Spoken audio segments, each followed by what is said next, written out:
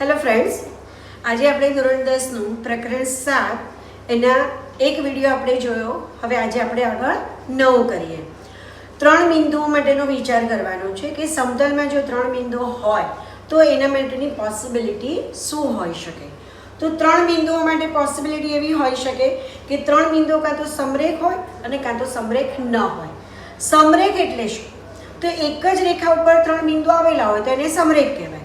અને એક જ રેખા ઉપર ન આવેલા હોય, સમતલના બિંદુઓની વાત કરીએ છીએ, તો એ સમરેખ નથી. સમરેખ હોવા માટે અંતરસૂત્રનો ઉપયોગ આપણે કેવી રીતે કરીશું? તો એના માટેના કેટલાક સોપાનો હું તમને સમજાવું છું, એ આપ સર્વે સમજી લેજો.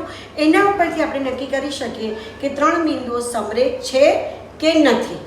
તો સૌપ્રથમ આપણે 3 બિંદુઓ સમરેખ હોવા માટે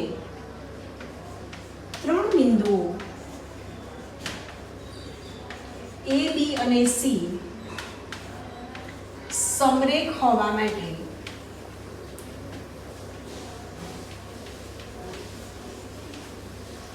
માટેના સોપાન.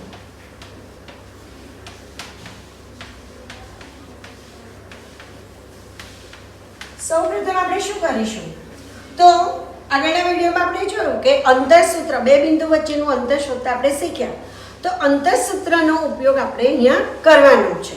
તો સૌથી પહેલું કે ત્રણેય બિંદુ વચ્ચેનું અંતર શોધી કાઢીશું, એટલે કે AB, BC અને AC અંતરસૂત્રની મદદથી શોધો.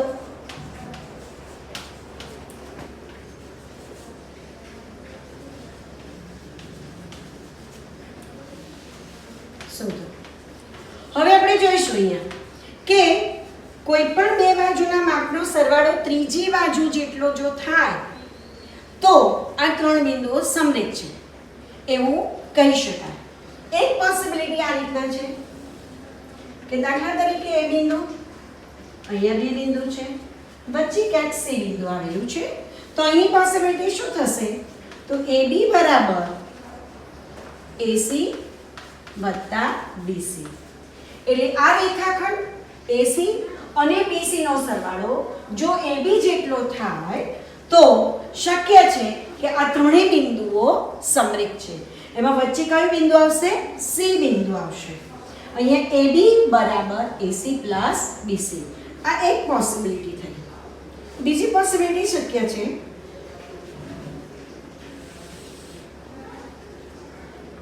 અહીંયા B બિંદુ છે, અહીંયા C બિંદુ છે, વચ્ચે A બિંદુ છે. તો શું થશે? તો BC બરાબર AB પ્લસ AC.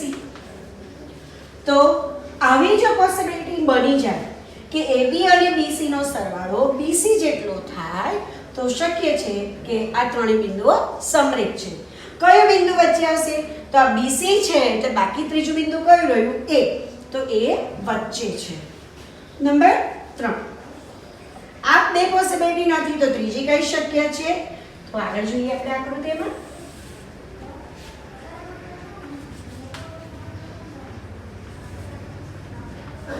આવું બની શકે. તો અહીંયા શું થશે કે AC બરાબર AB પ્લસ BC. જો AB પ્લસ BC બરાબર AC થાય તો આ 3 બિંદુઓ સમરેખ છે તેમ કહેવાય. કયું બિંદુ વચ્ચે આવશે? તો AC બરાબર AB પ્લસ BC આવ્યું એટલે AC માં કયું બિંદુ બાકી રહ્યું? B. તો B બિંદુ વચ્ચે છે તેમ કહેવાય. તો આ રીતે આપણે એવું નક્કી કરી શકીએ કે 3 બિંદુઓ સમરેખ છે કે નથી.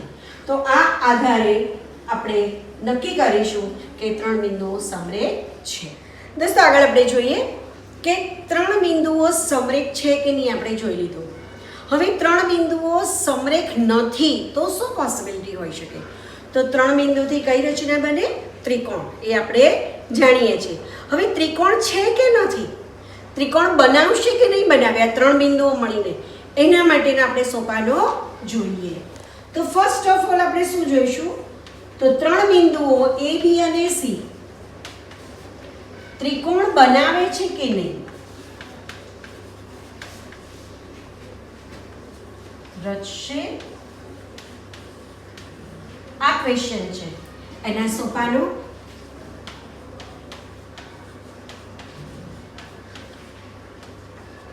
અહીંયા પણ આપણે સેમ વસ્તુ કે AB, BC અને AC શોધીશું અંતરસૂત્રની મદદથી. સૌપ્રથમ તો AB, BC અને AC અંતરસૂત્રની મદદથી શોધો.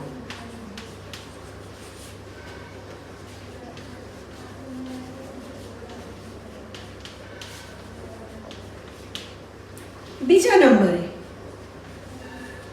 આપણે 8મા 9માં તમે શીખીને આવ્યા છો કે ત્રિકોણની રચના ત્યારે જ શક્ય બને કે કોઈ પણ બે બાજુના માપનો સરવાળો ત્રીજી બાજુ કરતાં અધિક હોય, એટલે કે મોટો હોય, તો જ ત્રિકોણની રચના થાય. ત્રિકોણ એ એવી આકૃતિ છે કે જે 3 બાજુઓથી બનતી બંધ આકૃતિ છે અને એ તો જ ત્રિકોણની રચના થઈ શકે. તો અહીંયા આપણે સૌપ્રથમ 3 પોસિબિલિટી અહીંયા પણ થશે કે જો AB is greater than, AB is less than BC plus AC, BC is less than AB plus AC, અને ત્રીજી AC is less than AB plus BC.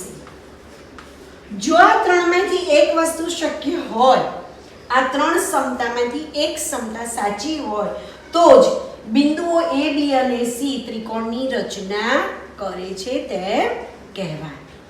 ખ્યાલ આવી ગયો મિત્રો? તો AB, BC અને AC અંતરસૂત્રની મદદથી શોધીશું. કોઈ પણ બે બાજુના માપનો સરવાળો ત્રીજી બાજુ કરતાં અધિક હોય તો શક્ય છે કે A, B અને C ત્રિકોણની રચના કરે છે, નહીં તો કરતા નથી. દોસ્તો આપણે જોયું કે 3 બિંદુઓ સમરેખ છે કે નહીં. સમરેખ નથી તો ત્રિકોણની રચના કરે છે કે નહીં. હવે આપણે આગળ જોઈએ કે ત્રિકોણની જો રચના કરે તો ત્રિકોણનો પ્રકાર કયો હોય. તો આપણે આગળના ધોરણમાં ભણીને આવ્યા છીએ કે ત્રિકોણના પ્રકાર 2 દ્રષ્ટિએ જોવામાં આવે છે, બાજુઓની દ્રષ્ટિએ અને ખૂણાની દ્રષ્ટિએ. બાજુઓની દ્રષ્ટિએ કયો પ્રકાર છે એ આપણે જરાક જોઈ લઈએ. તો બાજુઓની દ્રષ્ટિએ કયા પ્રકાર? તો એક સમબાજુ ત્રિકોણ,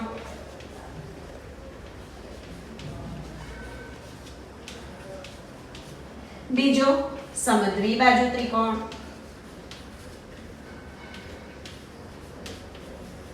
અને ત્રીજો પ્રકાર છે વિષમબાજુ ત્રિકોણ.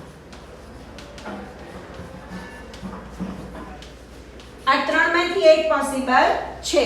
3 બિંદુઓ જો ત્રિકોણ બનાવે છે તો આ ત્રણમાંથી એક પોસિબિલિટી છે. ત્રિકોણના પ્રકાર ખૂણાઓની દ્રષ્ટિએ હવે જોઈએ તો ખૂણાઓની દ્રષ્ટિએ 3 પ્રકાર છે. તમને બધાને ખબર જ છે કયો પ્રકાર આવશે પહેલો? તો A કાટકોણ ત્રિકોણ, બીજો ગુરુકોણ ત્રિકોણ અને ત્રીજો લઘુકોણ ત્રિકોણ. હવે આ અંતરસૂત્રની મદદથી આપણે શોધી શકીએ છીએ કે 3 બિંદુઓ જો ત્રિકોણ બનાવશે તો એ કયા પ્રકારનો ત્રિકોણ બનાવશે. તો એના પણ આપણે સોપાનો જોઈએ.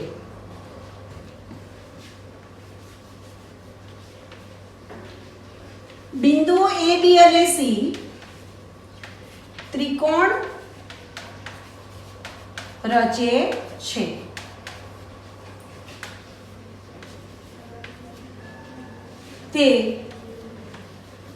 તેનો પ્રકાર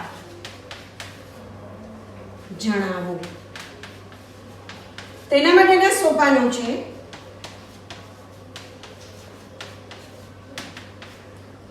એક અંતરસૂત્રની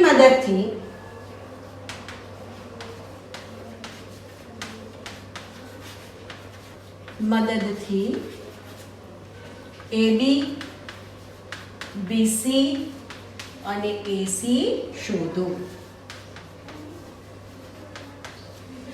નંબર 2. હવે આ પહેલા બાજુઓની દ્રષ્ટિ માટે વિચારીએ. સમબાજુ ત્રિકોણ એટલે શું? કે જેની ત્રણેય બાજુનું માપ સરખું હોય તો એને આપણે સમબાજુ ત્રિકોણ કહીએ છીએ. એટલે અહીંયાથી આપણને ખબર પડી જશે AB, BC અને AC ત્રણેયનું માપ કેવું હોય? સરખું. તો પહેલો મુદ્દો આવશે એમાં કે જો AB બરાબર BC બરાબર AC હોય તો તે કયા પ્રકારનો ત્રિકોણ થશે? સમબાજુ ત્રિકોણ છે. ત્રિકોણ છે. આ એક પોસિબિલિટી છે. જો આ ના હોય તો આગળ બીજું પણ જોઈ શકાય. સમદ્વિબાજુ ત્રિકોણ એટલે શું? તો જેની બે બાજુના માપ સરખા હોય. તો બે બાજુ કોઈ પણ બે બાજુ તો AB બરાબર BC અથવા BC બરાબર AC અથવા AB બરાબર AC. આ ત્રણમાંથી એક જ સાચું હોય તો તે સમદ્વિબાજુ ત્રિકોણ છે. તે સમદ્વિબાજુ ત્રિકોણ છે. હવે ત્રીજી વિકલ્પ વિચારીએ કે ત્રણેય બાજુઓ એકબીજા સાથે સરખી નથી તો એને શું કહેવાય? વિષમબાજુ ત્રિકોણ. તો ત્રીજી possibility AB is not equal to BC is not equal to AC. તો તે વિષમબાજુ ત્રિકોણ છે. ત્રિકોણ છે. તો મિત્રો અહીંયા ખ્યાલ આવી ગયો આપણને બાજુઓની દ્રષ્ટિએ જો પ્રકાર જણાવવાનું કહ્યું હોય તો આપણે કેવી રીતે શોધી શકીશું? તો અંતર સૂત્રની મદદથી AB, BC અને AC શોધી કાઢો. આમાં ત્રણ પોસિબિલિટી જોવાની છે. આ ત્રણેયના જે માપ આવે છે AB, BC અને AC નું એના પરથી આપણે નક્કી કરીશું કે જો ત્રણેયના માપ સરખા હોય તો સમબાજુ ત્રિકોણ થશે. જો કોઈ પણ બેના માપ સરખા હોય અને ત્રીજાનું સરખું નથી તો તે સમદ્વિબાજુ ત્રિકોણ થશે અને ત્રણેયમાંથી એકેયનું માપ સરખું નથી તો એ વિષમબાજુ ત્રિકોણ બને છે. હવે મિત્રો ખૂણાઓની દ્રષ્ટિએ ત્રિકોણનો પ્રકાર જાણવો છે. તો અહીંયા સૌપ્રથમ શું કરીશું? તો ત્રિકોણ ABC ત્રિકોણ રચે છે તેનો પ્રકાર જણાવો. આપણે ખૂણાની દ્રષ્ટિએ જોવું તો અહીંયા પહેલું સોપાન તો ફિક્સ જ છે કે અંતર સૂત્રની મદદથી AB, BC અને AC શોધવાના છે. અહીંયા આપણે શું કરીશું? તો AB સ્ક્વેર શોધીશું, BC સ્ક્વેર શોધીશું અને AC સ્ક્વેર શોધીશું. મિત્રો આગળ વધીએ આપણે. જો અહીંયા પણ ત્રણ પોસિબિલિટી છે કે જો કાટકોણ ત્રિકોણની વાત કરીએ તો કાટકોણ ત્રિકોણ આવે ત્યારે આપણે કોને યાદ કરીએ છીએ? કયા ગણિતશાસ્ત્રીને? તો પાયથાગોરસને. પાયથાગોરસને યાદ કરીએ એટલે જે ખૂણો કાટખૂણો એની સામેની બાજુને આપણે કર્ણ કહીએ છીએ અને કર્ણનો વર્ગ બાકીની બે બાજુની વર્ગોના સરવાળા જેટલો હોય છે એ આપણે જાણીએ છીએ. જો આ પોસિબિલિટી હોય તો આપણે કહી શકીએ કે તે કાટકોણ ત્રિકોણ છે. એટલે અહીંયા આપણે AB સ્ક્વેર, BC સ્ક્વેર અને AC સ્ક્વેર શોધ્યું એમાં પણ ત્રણ પોસિબિલિટી હોઈ શકે. તો અહીંયા પહેલી પોસિબિલિટી કે AB સ્ક્વેર બરાબર AC square plus BC square હોઈ શકે. બીજું BC સ્ક્વેર બરાબર AB square plus AC square હોઈ શકે. ત્રીજી પોસિબિલિટી AC સ્ક્વેર બરાબર AB square plus BC square હોઈ શકે. આપણે આ AB square, BC square, AC square ત્રણ શોધ્યા છે. એમાંથી આપણે નક્કી કરીશું એને જોઈને કે કોના બેના વર્ગોનો સરવાળો ત્રીજી બાજુના વર્ગ જેટલો થાય છે. તો જો આ પોસિબિલિટીમાંથી ત્રણમાંથી એક સાચી હોય તો પણ કહી શકાય કે આ ત્રિકોણ કાટકોણ ત્રિકોણની રચના બિંદુઓ ત્રિકોણની કાટકોણ ત્રિકોણની રચના કરે છે. તો આમાંથી એક સત્ય હોય તો તે એટલે કોણ? ABC કાટકોણ ત્રિકોણની રચના કરે છે. કાટકોણ ત્રિકોણ છે. હવે એક બીજો સવાલ પણ પૂછાઈ શકે છે, ઘણી વખત પૂછાયેલો છે કે આ કાટકોણ ત્રિકોણ છે તો કયો ખૂણો કાટખૂણો છે, એવો સવાલ પણ પૂછાય છે. તો અહીંયા જો આ પોસિબિલિટી સાચી હોય કે AB² બરાબર AC² પ્લસ BC², તો અહીંયા તમે જોઈ શકો છો કે AB² તો AB ની સામેનો ખૂણો કયો, તો ABC ત્રણ બિંદુઓમાંથી AB નો સામેનો ખૂણો કયો બાકી રહ્યો, C. તો અહીંયા આપણે ખૂણો C કાટખૂણો છે તેમ કહી શકાય. અને C કાટખૂણો એટલે બાકીના બે લઘુ જ હોય. અહીંયા જો આ પોસિબિલિટી સાચી હોય તો BC² આવ્યું તો કયું બિંદુ અહીંયા બાકી રહ્યું ધ્યાન રાખીશું આપણે, તો અહીંયા BC આવી ગયું તો બાકી રહ્યો A. તો અહીંયા એ ખૂણો એ કાટખૂણો બનાવે છે. આ પોસિબિલિટી જો સાચી હોય તો AC² અહીંયા લઈએ છીએ આપણે, તો કયું બિંદુ બાકી રહ્યું, AC ની સામેનો ખૂણો કયો થશે, B. તો ખૂણો B કાટખૂણો છે. આવો સવાલ પણ પૂછાય છે મિત્રો. આગળ જોઈએ આપણે ગુરુકોણ ત્રિકોણ હોવા માટે.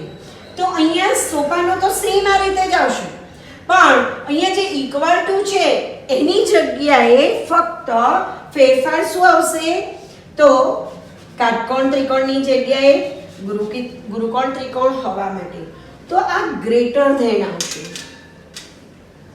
અહીંયા ગ્રેટર ધેન.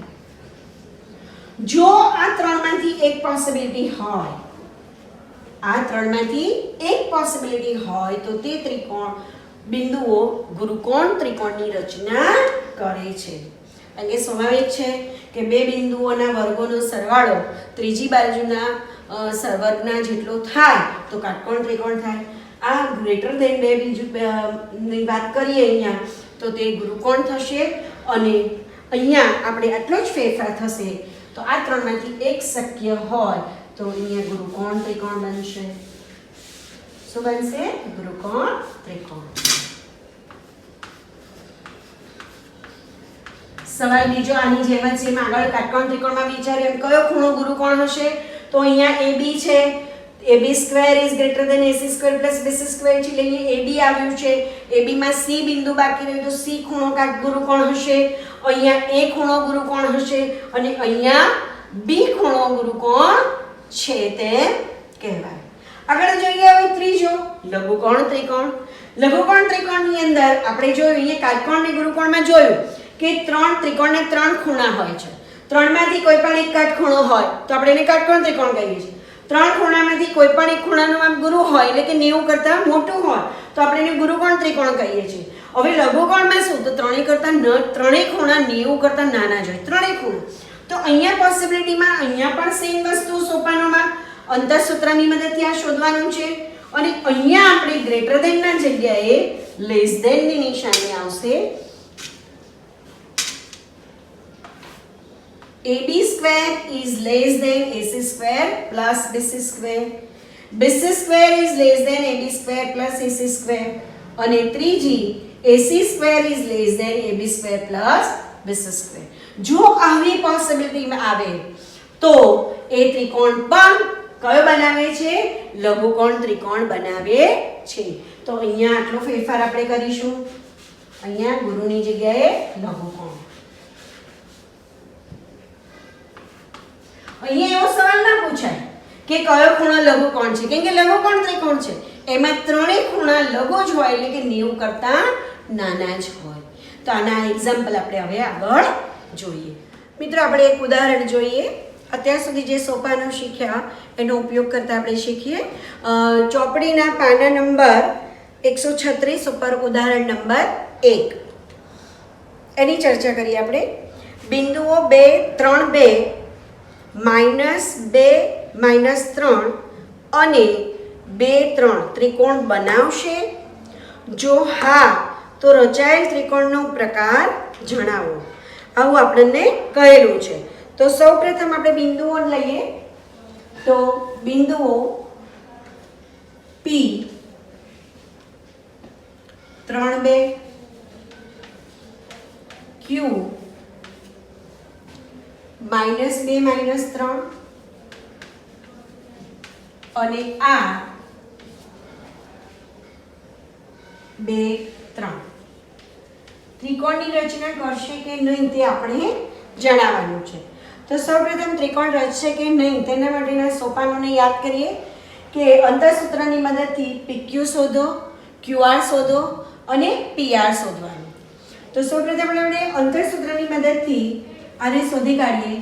તો PQ સ્ક્વેર બરાબર x યામની બાદબાકી પ્લસ એનો વર્ગ અને y યામની બાદબાકીનો વર્ગ. તો અહીંયા PQ બંને લેવાનું. તો અહીંયા આવશે 3 ચિહ્ન માઈનસ અને અહીંયા -2. હવે y યામની બાદબાકી તો y યામ 2 છે અહીંયા y યામ -3 છે ચિહ્ન સૂત્રમાં માઈનસ આવે જ છે એટલે આ પ્રમાણે થશે. આગળ વધીએ આપણે. તો અહીંયા 3 આ બંનેનો માઈનસ માઈનસ પ્લસ 2 એનો હોલ સ્ક્વેર પ્લસ 2 આ બંને minus minus plus 3 whole square એના બરાબર અહીંયા 5 નો વર્ગ થશે 25 અને અહીંયા પણ 5 નો વર્ગ થશે 25 એના બરાબર અહીંયા 50 થયા. હવે આપણે જોઈએ અહીંયા તો PQ બરાબર શું થશે વર્ગમૂળમાં 50 અને વર્ગમૂળમાં 50 સિત્યું સિત્યું 49 એટલે 7 થી મોટી જ રકમ છે. આશરે આની કિંમત આપણે જોઈએ તો 7.07 આશરે આની કિંમત પ્રાપ્ત થાય છે. બીજું શોધીએ આપણે બીજા નંબરે. તો QR સ્ક્વેર શોધી કાઢીએ. તો QR સ્ક્વેર બરાબર બંનેના x ના યામની બાદબાકીનો વર્ગ વત્તા બંનેના y યામની બાદબાકીનો વર્ગ. p એનો x યામ છે -2 માઈનસ આનો x યામ 2. અહીંયા y યામ -3 માઈનસ અહીંયા y યામ 3. અહીંયા જોઈએ તો -4 નો સ્ક્વેર થશે પ્લસ આ બંનેનો સરવાળો ચિહ્ન તેનું તે -6 નો સ્ક્વેર. તો અહીંયા થશે આપણી પાસે કિંમત કઈ તો -4 નો વર્ગ ચોકું ચોકું 16. હંમેશા ધન થાય. અહીંયા પણ ધન થશે છાયો છાયો 36 અને આ બંનેનો સરવાળો કરીએ તો 12 નો બગડ વધીએ 1 4 ને 5. તો આપણી પાસે QR ની કિંમત કઈ પ્રાપ્ત થઈ તો QR બરાબર એ વર્ગમૂળ કરવું પડશે આપણે આનું તો 52 નું વર્ગમૂળ. અહીંયા પણ જોઈ શકીએ છીએ સિત્યું સિત્યું 49 એના કરતાં મોટી સંખ્યા છે એટલે એની આશરે કિંમત છે 7.21.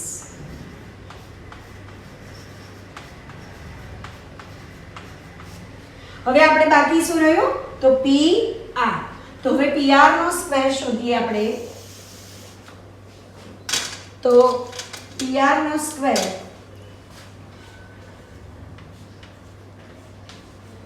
બંનેના x યામની બાદબાકીનો વર્ગ અને બંનેના y યામની બાદબાકીનો વર્ગ આ બંનેનો સરવાળો કરીશું.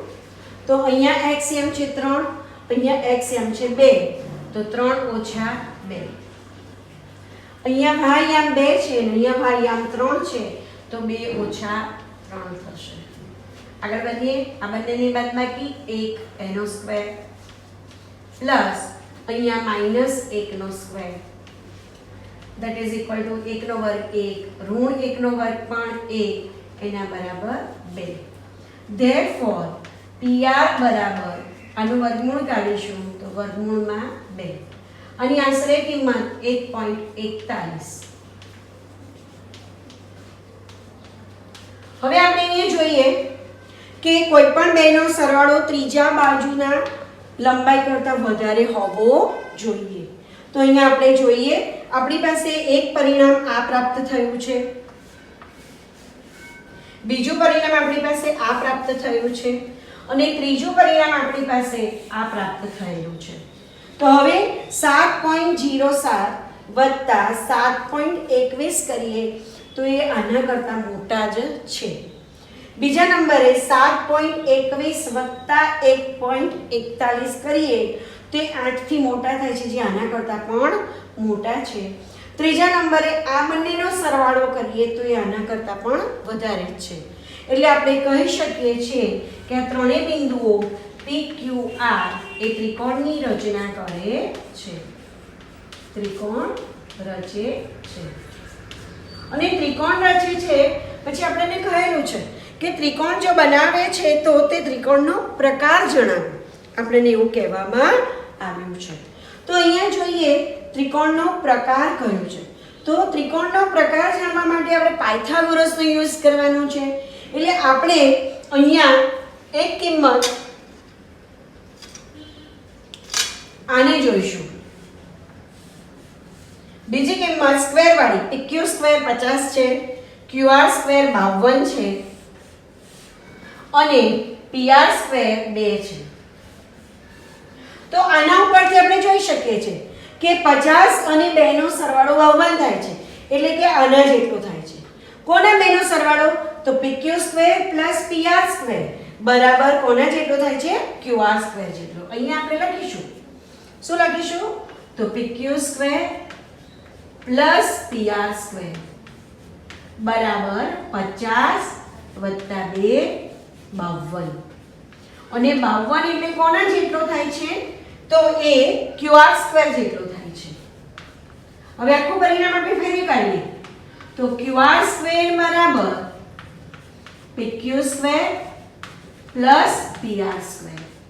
તો અહીંયા આપણને પાયથાગોરસના સૂત્ર પ્રમાણે આપણને ખ્યાલ આવી ગયો કે પ્રતિપ્રમેય પાયથાગોરસનું જોઈએ તો એમાં QR સ્ક્વેર બરાબર PQ square plus PR square આવ્યો.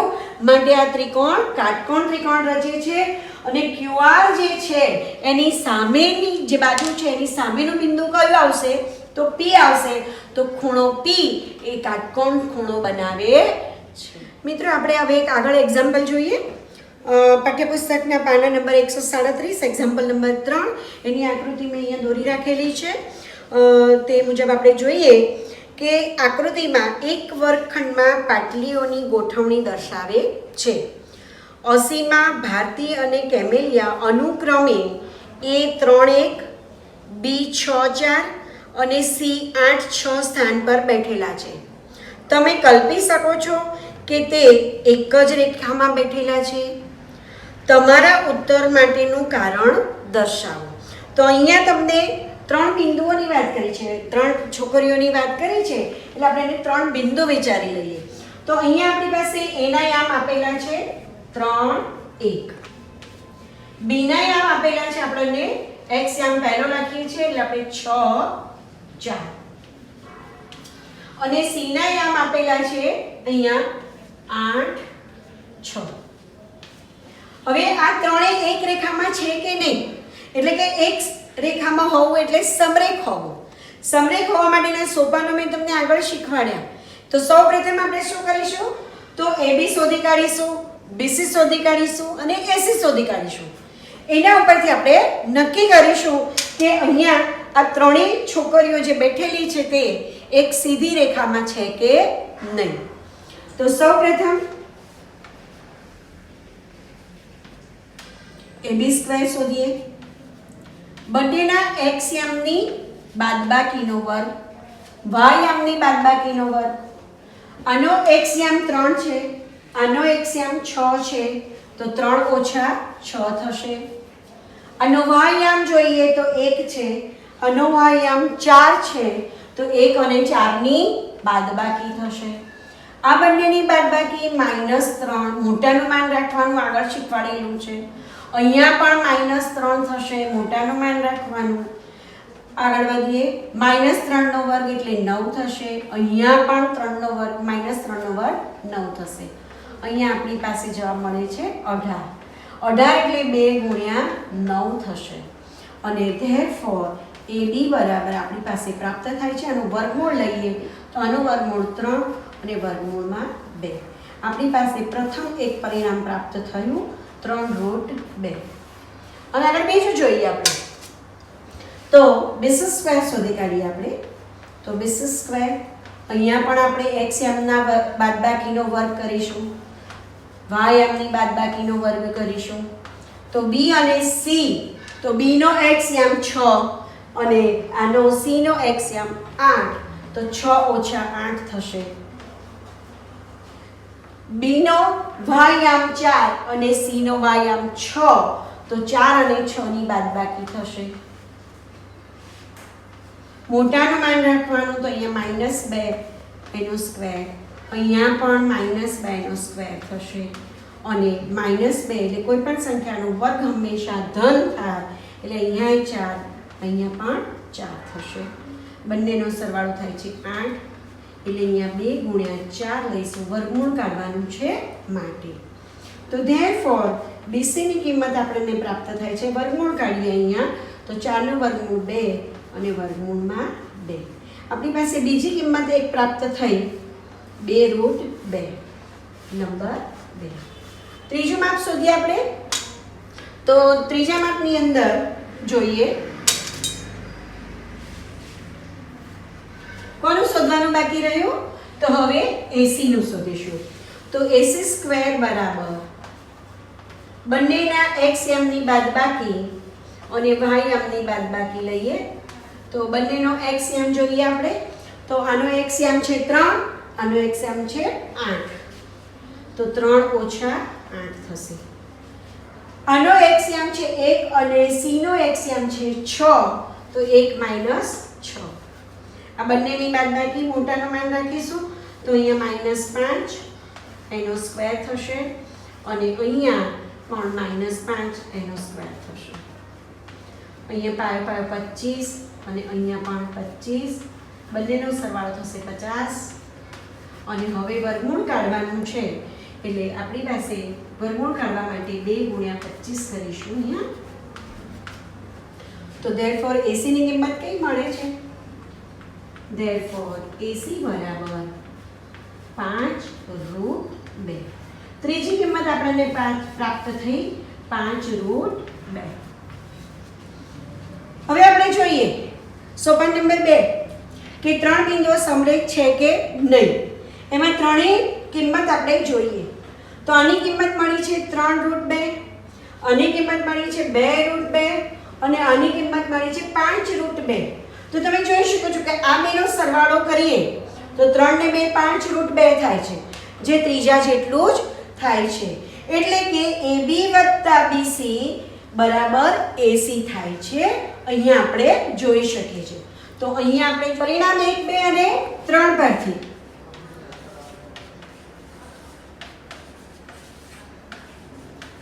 જોઈ શકાય છે કે AB + BC બરાબર 3√2 + 2√2 એના બરાબર 5√2 બરાબર AC. Therefore AC બરાબર AB + BC. હવે આના ઉપરથી આપણે નક્કી થાય છે કે ત્રણેય બિંદુઓ સમરેખ છે. અને અહીંયા તમે જોઈ શકો છો કે AC બિંદુ આવ્યું, અહીં AC રેખાખંડની વાત કરી તો અહીં AC આવ્યું. ત્રીજું બિંદુ કયું બાકી રહ્યું? B, જે વચ્ચે છે, તે અહીંયા વચ્ચે દેખાય જ છે. આના પરથી નક્કી થાય છે કે AC બરાબર AB + BC છે. તો therefore A, B અને C સમરેખ છે. એટલે કે ત્રણેય જે દીકરીઓ બેઠેલી છે તે એક જ રેખામાં બેઠેલી છે. મિત્રો આપણે એક બીજું ઉદાહરણ જોઈએ. એક્ઝામ્પલ નંબર 4, પાઠ્યપુસ્તકના પાના નંબર 137 ઉપર. બિંદુઓ x, y એ બિંદુઓ 7, 1 અને 3, 5 થી સમાન અંતરે છે. તો x અને y વચ્ચેનો સંબંધ દર્શાવો. તો અહીંયા સૌથી પહેલા આપણને કહેવામાં આવ્યું છે કે એક બિંદુ બીજા બે બિંદુઓથી સમાન અંતરે આવેલું છે.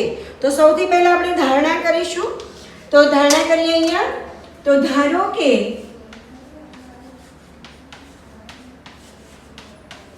PXY એ બિંદુઓ A અને B એ 7, 1 અને B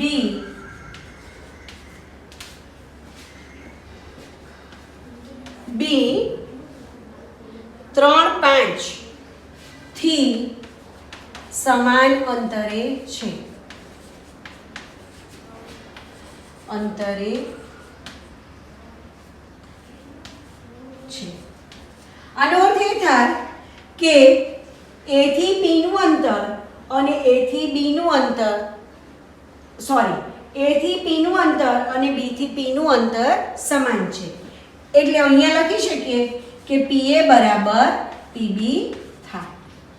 Therefore અહીંયા સ્ક્વેર લઈએ તો PA સ્ક્વેર બરાબર PB સ્ક્વેર થાય. હવે આપણે અંતર સૂત્રની યાદ છે તમને, એનું સૂત્ર લઈએ તો PA સ્ક્વેર એટલે x યામનો બાદબાકી એનો વર્ગ વત્તા y યામની બાદબાકી એનો સ્ક્વેર.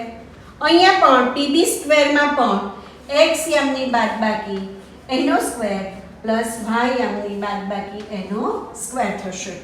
હવે અહીંયા જોઈએ PA એટલે P અને A ની વાત કરીએ તો x યામ x અને અહીંનો x યામ 7 છે તો x - 7 થશે. અહીંયા જોઈએ આપણે y યામ તો y - 1 થશે. અહીંયાની વાત કરીએ તો PB સ્ક્વેર તો P અને B ની વાત કરીએ તો પહેલો x યામ અને આનો x યામ 3 છે તો x - 3 થશે. અહીંયા જોઈએ y યામ તો અહીંયા y અને અહીંયા 5 છે તો y - 5. અહીંયા પણ અંતર સૂત્રનો જ ઉપયોગ થાય છે મિત્રો, એટલે આપણે ધ્યાનપૂર્વક કરીશું. હવે આનું વિસ્તરણ કરીએ. આપણે જાણીએ છીએ આનું વિસ્તરણ કરવાનું અને એનું વિસ્તરણ કરીશું એટલે આપણી પાસે શું પ્રાપ્ત થશે તો x² પહેલા પદનો સ્ક્વેર માઈનસ આ બંનેના ગુણાકારના ડબલ એટલે 7 × 2 = 14x પ્લસ આનો વર્ગ બીજા પદનો વર્ગ થશે 7 × 7 = 49. સેમ અહીંયા પણ થશે તો અહીંયા પહેલા પદનો સ્ક્વેર એટલે y² માઈનસ આ બંનેના ગુણાકારના ડબલ એટલે 2y અને પ્લસ બીજા પદનો સ્ક્વેર એટલે 1 થશે. સેમ વસ્તુ અહીંયા થશે ઇક્વલ ટુ તો અહીંયા થશે x² માઈનસ હું એકલી બોલું એના કરતાં તમે પણ સાથે સાથે બોલો આ બંનેના ગુણાકારના ડબલ એટલે 3 × 6x અને પ્લસ બીજા પદનો સ્ક્વેર એટલે 9 પ્લસ આગળ વધીએ અહીંયા તો y² આ બંનેના ગુણાકારના ડબલ ચિહ્ન માઈનસ એટલે 10y અને પ્લસ 5 નો સ્ક્વેર એટલે 25 થશે. તો હવે આપણે આગળ વધીએ તો અહીંયા સજાતીય પદો જે હોય એના વચ્ચે સરવાળો બાદબાકી કે જે થતું હોય આપણે કરીશું. અહીંયા આપણને કહ્યું છે કે x અને y વચ્ચેનો સંબંધ મેળવવાનો છે એટલે આપણે શું કરીશું x વાળા પદો બધા એક બાજુ રાખીશું અને y વાળા પદોને આપણે બીજી બાજુએ લઈ જઈશું અને અચળ પદને પણ બીજી બાજુ લઈ જઈશું. પણ સૌપ્રથમ આપણે સજાતીય પદો વચ્ચે સરવાળો બાદબાકી કરીએ. અહીંયા જોઈએ આપણે તો આ x² છે બરાબરની પહેલી બાજુએ પણ x² છે આ x² આ બાજુ માઈનસ થાય એટલે કે આ બંને એકબીજા 0 થઈ જશે. સેમ વસ્તુ y² પણ અહીંયાથી દૂર થઈ જશે 0 થઈ જશે. હવે આપણી પાસે શું રહ્યું તે એની વાત કરીએ તો અહીંયા આપણી પાસે -14x + 50 એના બરાબર અહીંયા આ y ને આપણે ઓલી બાજુ લઈ જઈશું અને આ બાજુએ x વાળું પદ છે ને આ બાજુ લાવીએ તો +6x આ પદને આપણે આ બાજુ લઈ ગયા. હવે અહીંયા જે પદ રહ્યા તેની વાત કરીએ તો -10y અને આ બંનેનો સરવાળો થશે 25 + 9 એટલે 34 થશે. 34 થાય છે અહીંયા અને આ 2y જે છે એને આપણે આ બાજુ લઈ જવાના એટલે +2y. આગળ વધીએ આપણે therefore -8x + 8y બરાબર 34 - 50. therefore -8x + 8y બરાબર આ બંને વચ્ચે બાદબાકી મોટાનું માન રાખીશું તો અહીંયા થશે 16 -16. હવે જોઈએ અહીંયા બધાના ચિહ્નો બદલી કાઢીએ તો અહીંયા 8x - 8y અને અહીંયા +16. બધામાં જો 8 વડે ભાગ ચાલે છે એટલે અહીંયા x અહીંયા -y અને 8 વડે ભાગ ચાલે તો 2 તો આપણી વચ્ચે એક સંબંધ પ્રાપ્ત થયો x અને y વચ્ચેનો કે x - y બરાબર 2.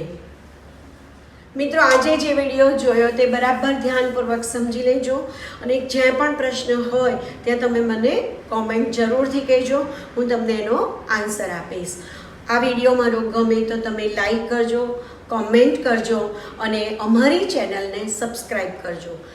મિત્રો આખી જ વિડીયો વ્યવસ્થિત રીતે જોશો, બરાબર સમજશો અને જેટલા પણ એક્ઝામ્પલ આપ્યા છે એક્ઝામ્પલ તમે જાતે ગણજો અને ત્યારબાદ સ્વાધ્યાય 7.1ના દાખલા 1 થી 5 એનો પ્રયત્ન કરશો. ઘરે જ રહી અને આપણે આપણા જીવનને સાચવશું. Stay home.